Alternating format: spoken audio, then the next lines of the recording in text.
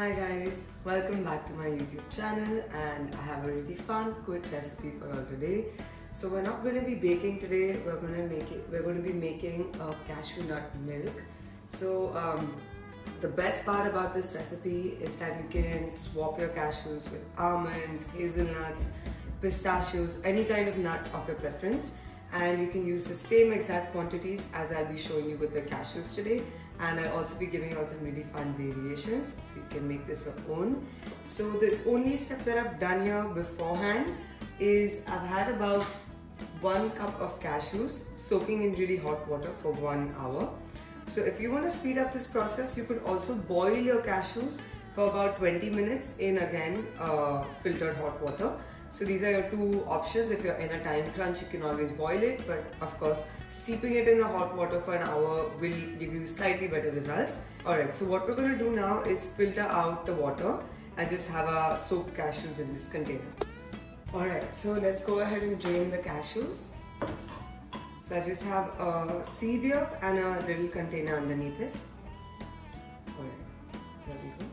So I'm going to set this aside, discard this water. Alright, so now that that's done, all we're going to do is turn our cashews into like a really creamy and smooth paste. So to do that, you want to grab a blender. So this is my blender today. You can also use a grinder or a protein shake, smoothie maker, any of those things work. So let's start with just half a cup of water now. And I'm just adding half a cup. And we're going to get the blending process started.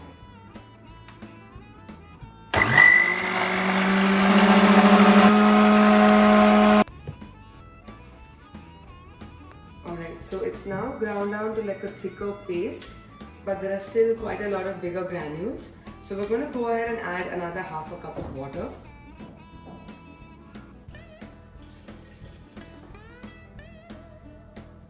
And we're going to grind it once more.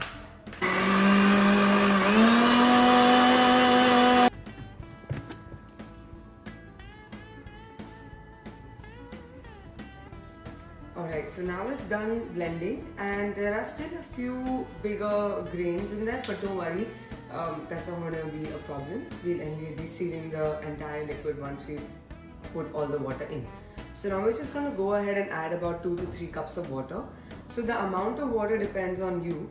If you want to have like a slightly thicker milk, you can go ahead for just 2 more. If you want like a thinner consistency milk, lesser calories as well, because you'll end up using more of it, you can add 3 cups at this stage. So I'm going to add about 2.5. You can do the same or go as per your own wish.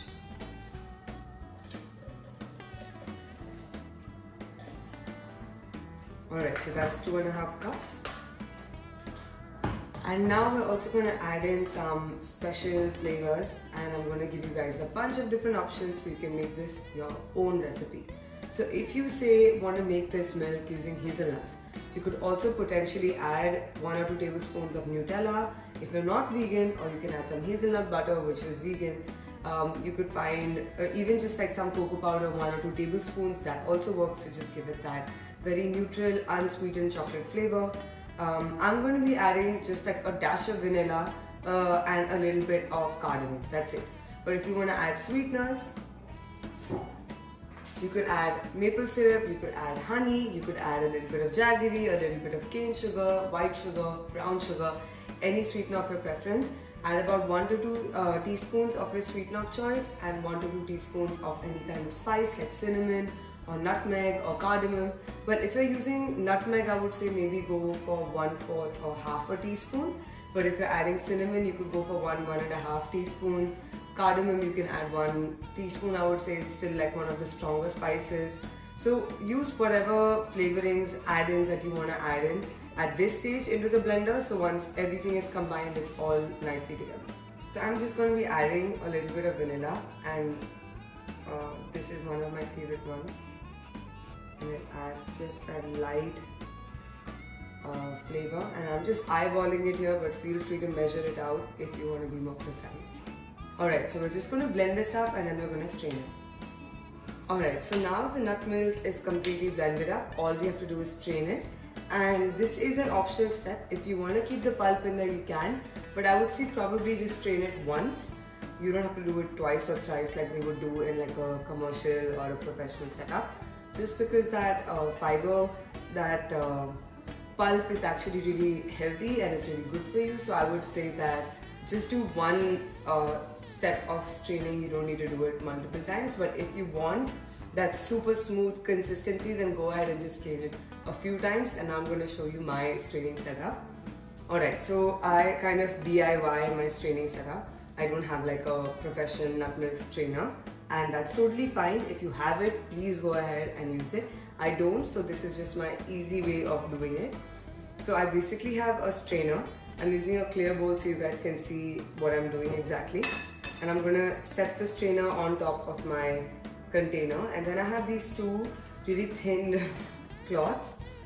So I'm just gonna add one cloth in there, and then I'm going to layer the other one on top of that and kind of push it in.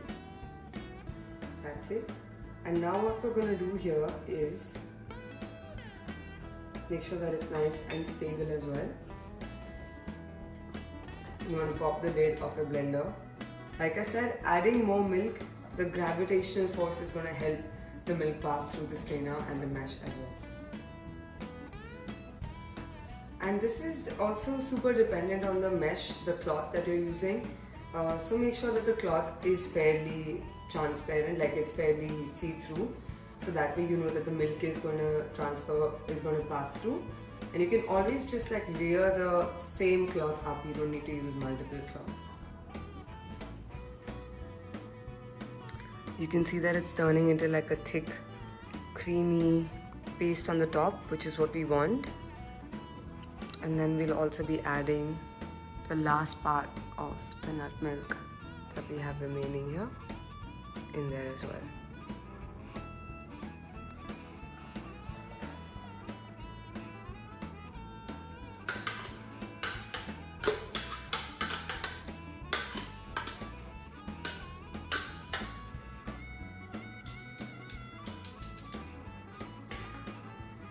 Alright, so now we're going to gather the mesh cloth and we're going to squeeze the excess milk into it as well.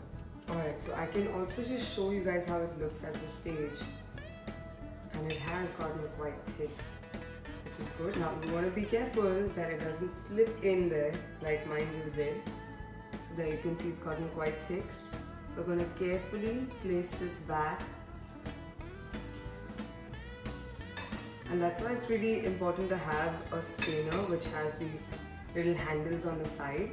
It just kind of helps you place the strainer securely on your container. Alright, so now I've gathered all the mesh cloth and I'm just twisting this, and I'm still letting it pass through the strainer in case there are bigger lumps of pulp that seep through. My strainer is going to catch that as well. And I know this is a little weird, but it's just super important to get as much milk out as you can, so you're maximizing your ingredients. I'm happy with that. I'm just going to place this to the side and wash my hands. Alright, so now that that's done, we have our milk ready here and we're going to strain. If you want to strain it, you can strain it like maybe once or twice more depending on how smooth you want it, like I mentioned earlier, or it's basically ready to be bottled up. So you want to grab a glass container. I prefer using glass, but if you want to use like a Tupperware or something else, you can feel free to do that as well. But I have a sterilized, pre-used glass bottle here and I'm just going to fill it up with the milk now. But before we get to that step, I have a really fun little thing that I want to tell you guys. So this pulp that we have here, you don't need to throw this out. And if you want a really fun and quick recipe how to use this pulp to make like say energy balls, it's going to be up on my Instagram in the next couple of days, so make sure you go there and check it out. My Instagram is called Edible Art Vinita Mungi, so go ahead. The link to my Instagram is in my bio as well. So make sure that you check it out to see how to utilize the pulp as well, because I don't believe in wastage and I promise you these energy balls are delicious and deadly. Alright, so make the energy balls as soon as possible. I'll have that recipe up on Instagram ASAP, so don't forget to check that out. And another thing to mention is that don't let your pulp sit in the refrigerator or even the freezer for really long. Convert it into something healthy, or you can even just use it as fodder for your plants or any kind of like a natural use. I would say you could even use it as a scrub or a face mask. Just don't waste it because there are multiple uses for it. Or like I mentioned, check out my Instagram and make those delicious energy pots. Alright.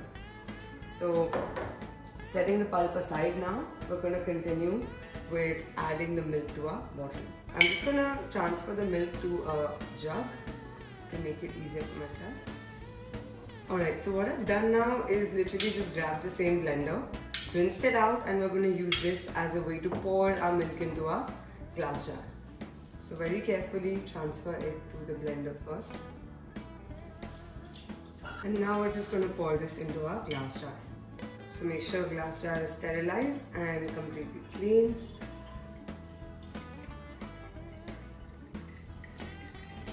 And that's done. Alright, so all you need to do now is bottle the milk up, and you can use this for multiple purposes. Anything that you would use store-bought non-dairy milk for, you can use this milk as well. The shelf life for this milk is about 7 to 10 days in your fridge. I would say you could freeze it for potentially a month, but I would say you'd rather make smaller batches and use it up in that small short period of time than have to make a huge batch and then freeze it and refrigerate it and then forget about it and then have to throw it out. So make smaller batches. You can also half the recipe I've given you guys, and again feel free to make this your own, add different add-ins, spices, flavors, sweeteners, whatever you like. Alright guys, so this is a super simple cashew nut milk recipe. Again, swap the nuts out, make this however you want to make it, and you can always, if you were pre-vegan life, a milk lover, or pre-finding out that you're lactose intolerant life, you can literally just pour yourself a glass and it tastes really good on its own, especially if you've added all those wonderful add-ins and those special things to make this your own recipe. So yes, definitely give this a try. It's delicious, it's fresh, and it's super yummy.